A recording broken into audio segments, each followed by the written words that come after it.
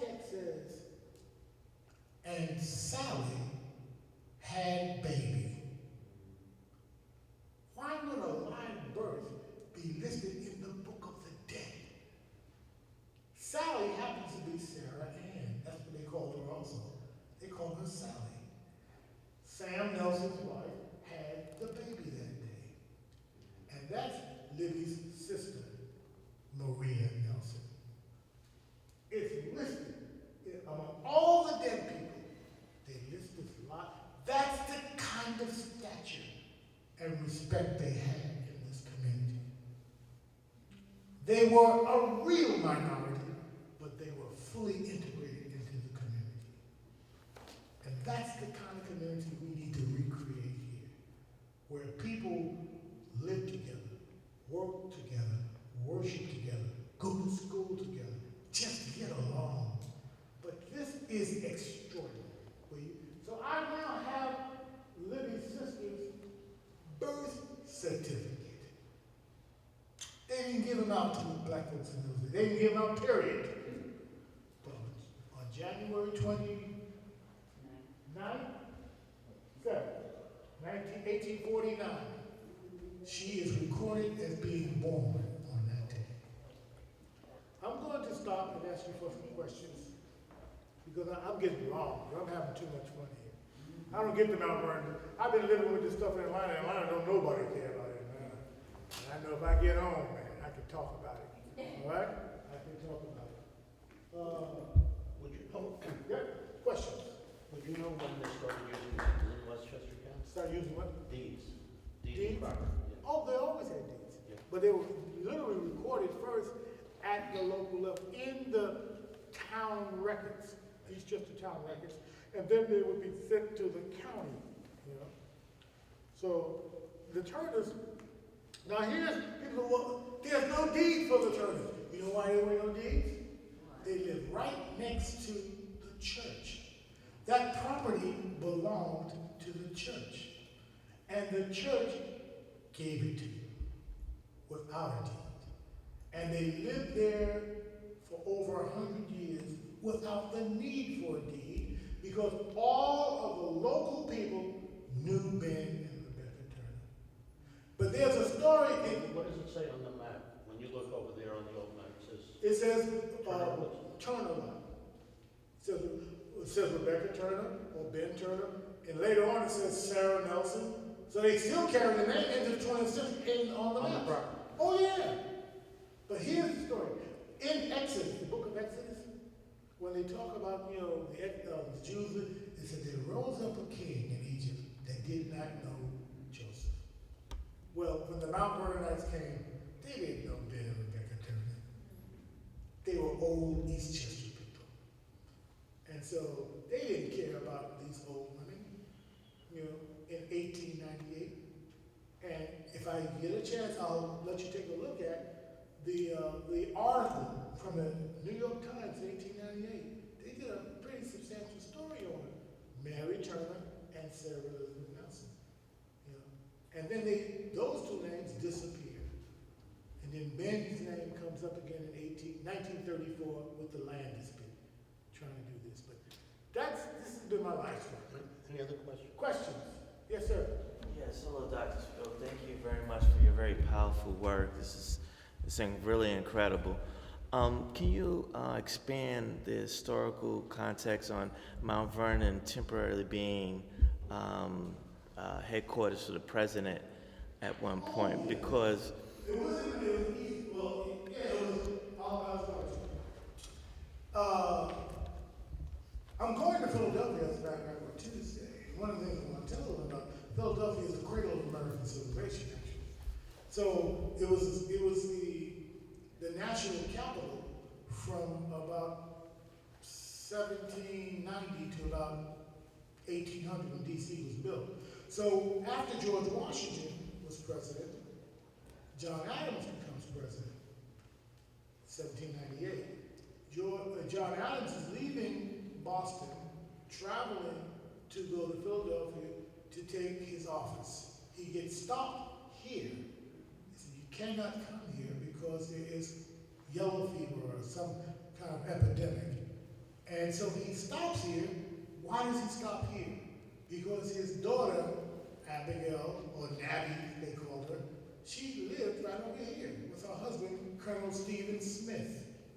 They had and the house is still called the Vincent Smith Halsey House. It's still over there, you know. And they stayed there for about a month. There's correspondence that comes out of that house, you know, for about a month. But it's official presidential correspondence. Abigail is writing letters from that house. And after the yellow fever dies down, John goes on and he goes to Philadelphia and becomes president, of course, and takes the official residence for the president in Philadelphia.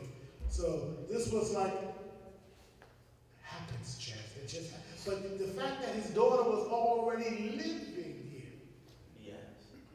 was, we don't know that. But there was also another Adams, John Quincy Adams, his son, 1829. George Washington Adams. He's out pleasure boating. He drowns.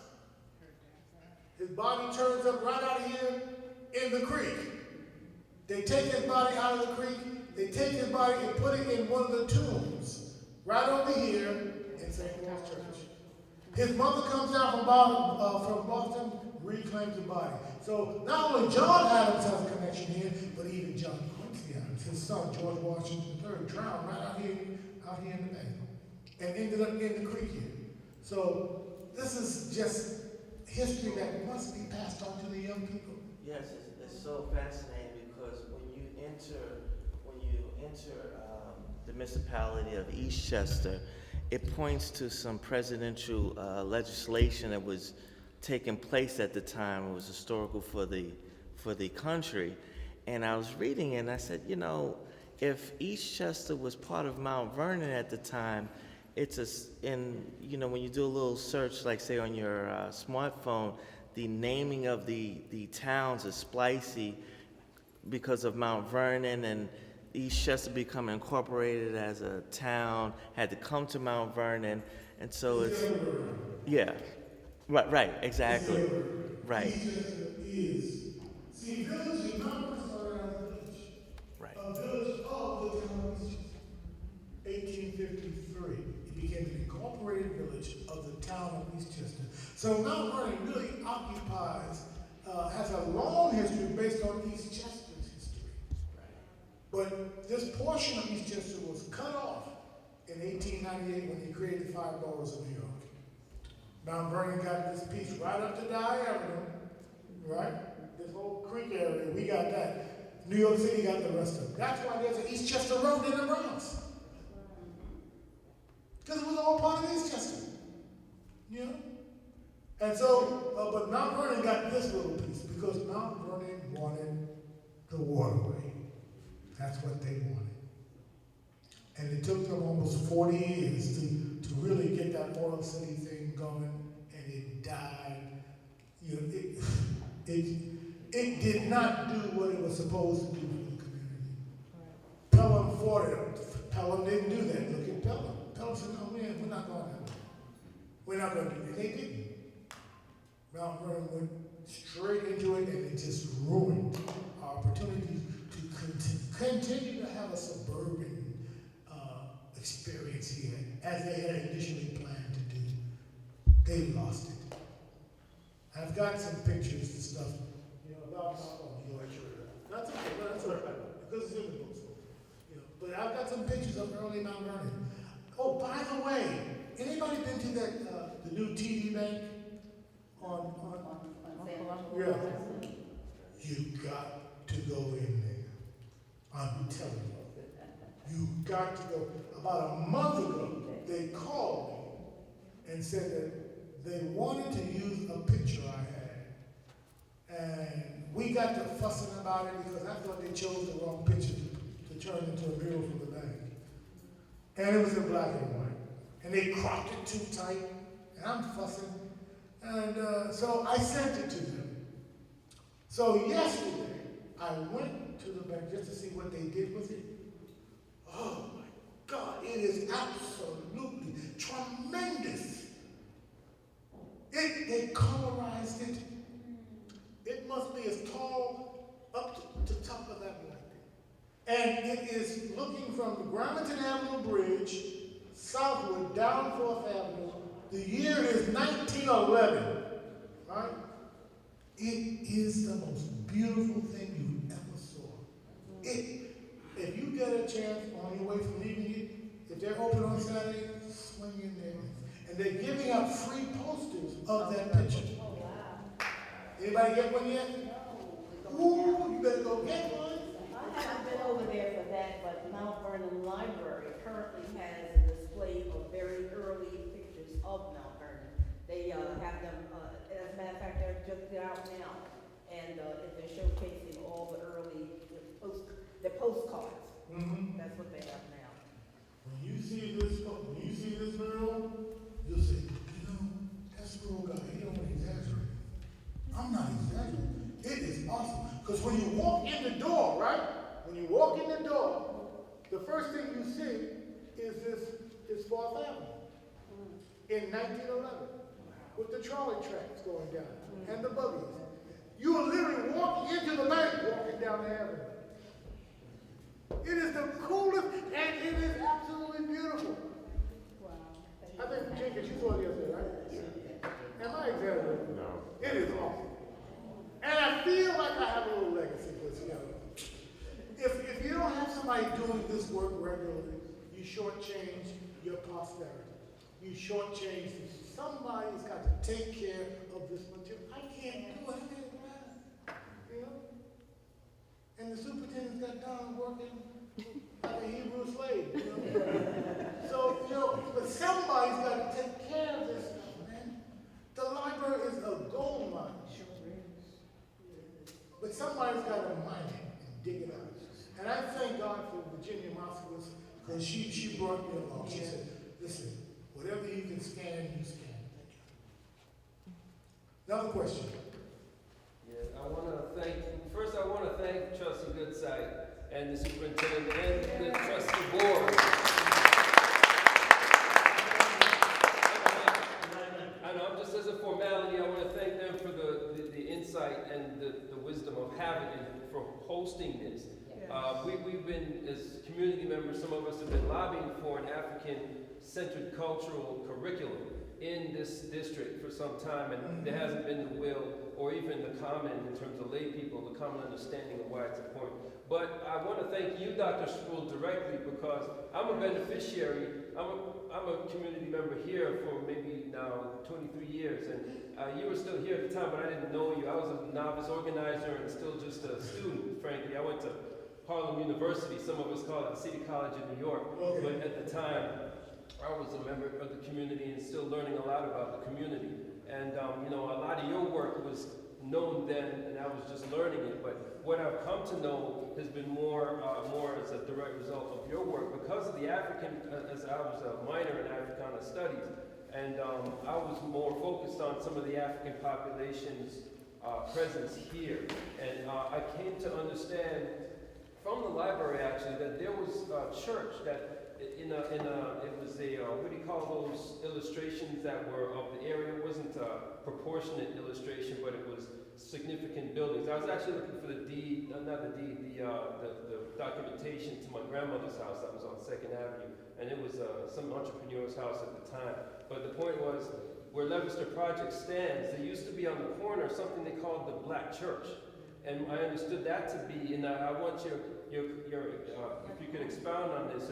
The illustration called it the Black Church on the corner of 3rd Street and South 9th Avenue. And my understanding is that this was the American African population's, I guess, residential core at the time. And this time period, I believe, was around the mid 19th century. But I don't know if that's, I don't know how to relate that. No, I don't think so. I'm looking where Levis Towers is now standing. There used to be, it was a community there. They tore those houses down and to build those 5 towers. But I do believe, because there was 8th Avenue went straight through, you know, as did, of course, 9th and 7th. But there were houses there. But the only church I know that really might have been there was, and I remember seeing a map of one of the original Macedonian Baptist churches, that they had a little place on 3rd Street and 9th Avenue. You know, but What time period was that? it had to be in the 1920s. But more than likely, you're probably talking about the AME Zion Church. You know, probably Centennial. You're probably talking about Centennial, because Centennial does go back to the 19th century. As a matter of fact, you know, with all my Grace Baptist folks, don't y'all get mad with me, but Grace Baptist is not the mother church. You know, it's Centennial. Centennial is the mother church. You know, even though it's not Centennial, but there was an AME Zion Church in Mount Vernon as early as 1868. Dr. Spool, I want to ask you to sit down Yes. and stay with us, because I have another gentleman who wants to present and compare and contrast all of your work Okay. with something he did. I like Sit this. right here, don't No, go no, in. no, no, no. I've been We're sitting not letting you down. I've been out. sitting down in here. At least in the city.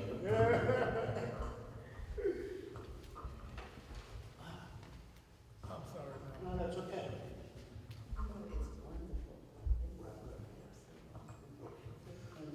I didn't want to leave the concept of renaming the school. And the reason why we're doing this here today is this young man's fault. This fellow right here is Malcolm Clark Kent. All right? Okay, I've been reading your Facebook page, that's what it says. He wrote this outstanding response to an article from Mr. Coates in the Atlantic Monthly about reparations after the Civil War, the case for reparations.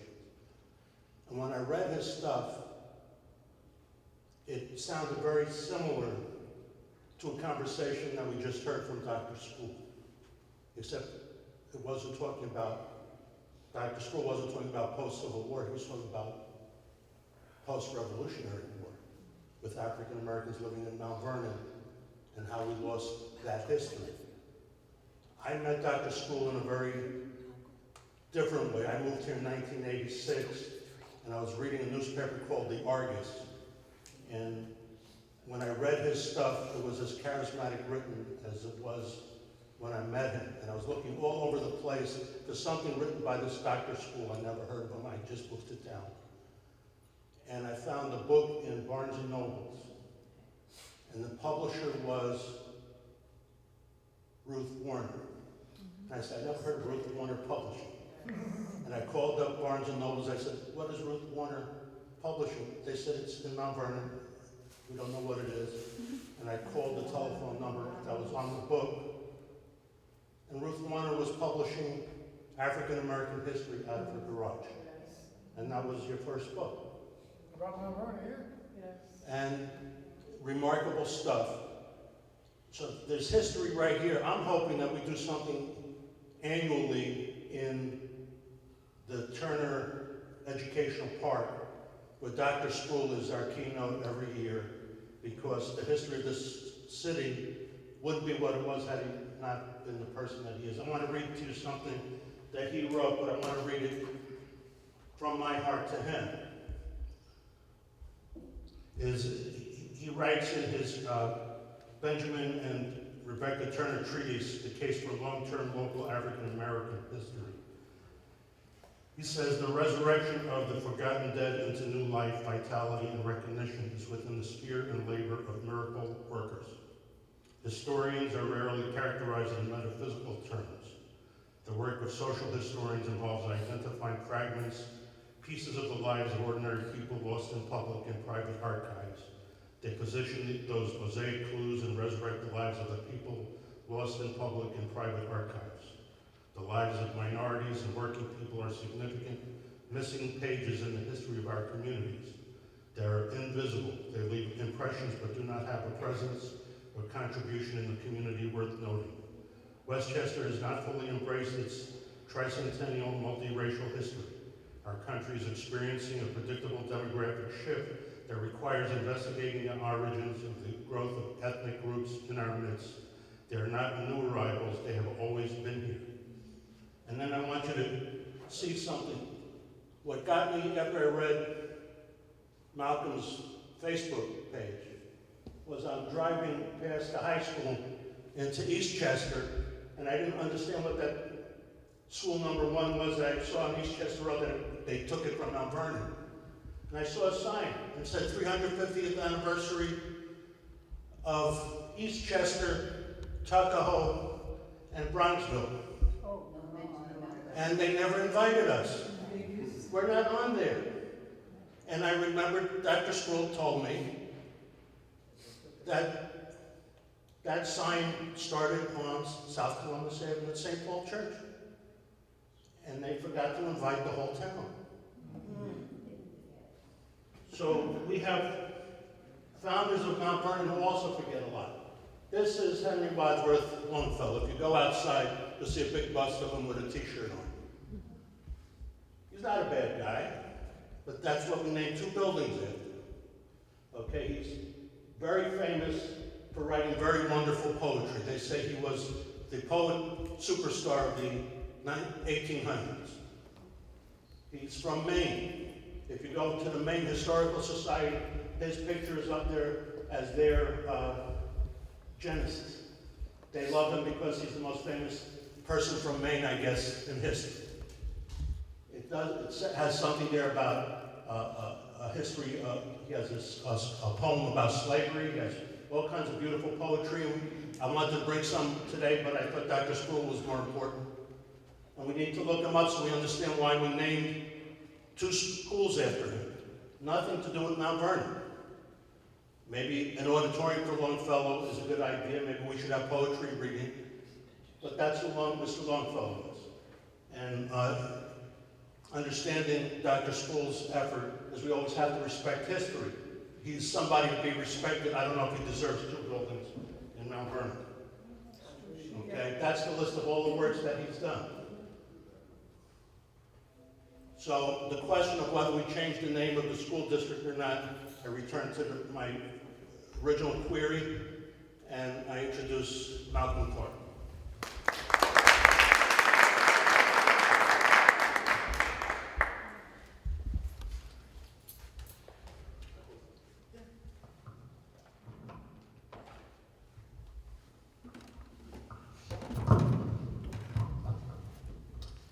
So I was given this opportunity to speak before you today by Mr. Goodsay. He came to me when I was at work, and he was looking for me, and he wanted me to speak before you guys today to talk about the Turner family in the case of reparations in Mount Vernon. There was an article posted by Mr. Coates. He's a writer for The Atlantic, and he posted a 48-page essay on the case of reparations in America. And what I'm going to do here today is I'm going to talk about the case of reparations, not only here in Mount Vernon, but here in the United States. A little background about myself. I'm a Mount Vernon High graduate 2008. I just graduated from John Jay College, got my degree in political science with my concentration in international relations and human rights this past May.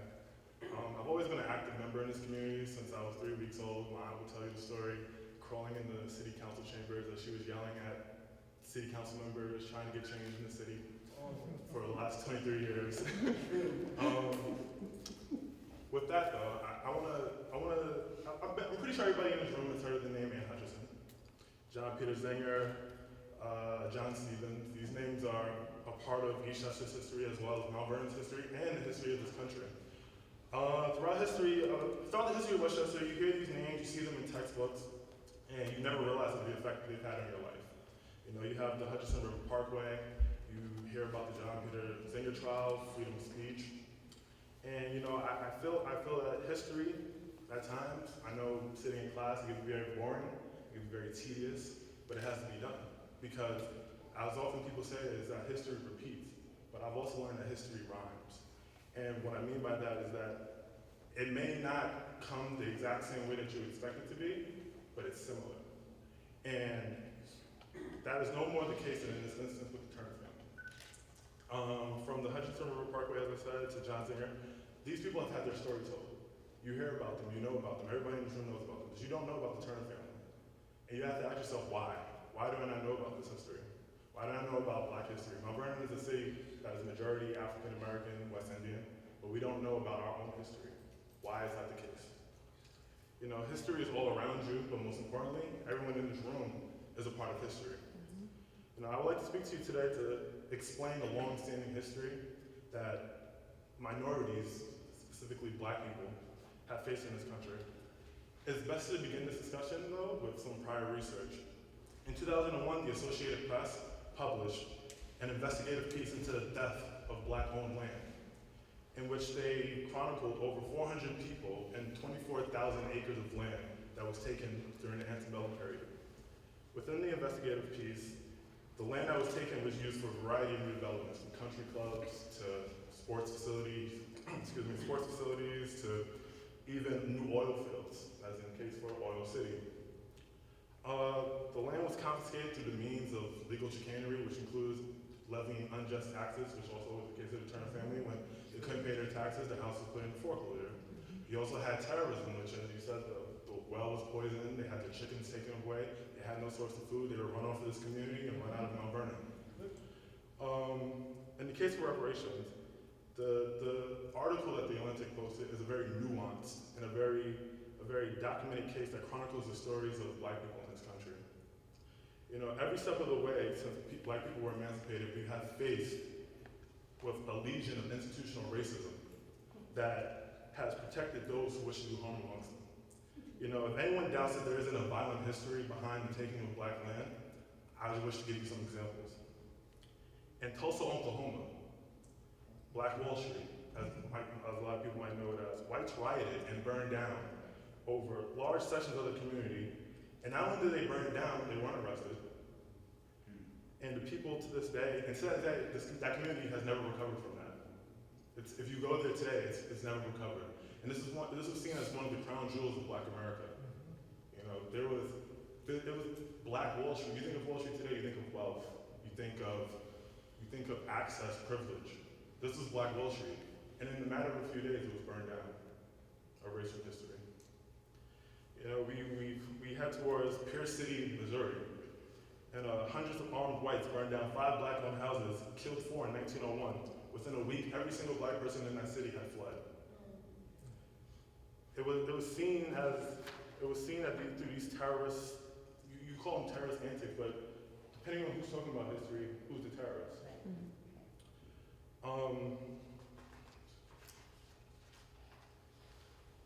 mean, the land that was owned to those families in Pierce City, it was sold back to white folks at bargain prices and used to develop other lucrative businesses.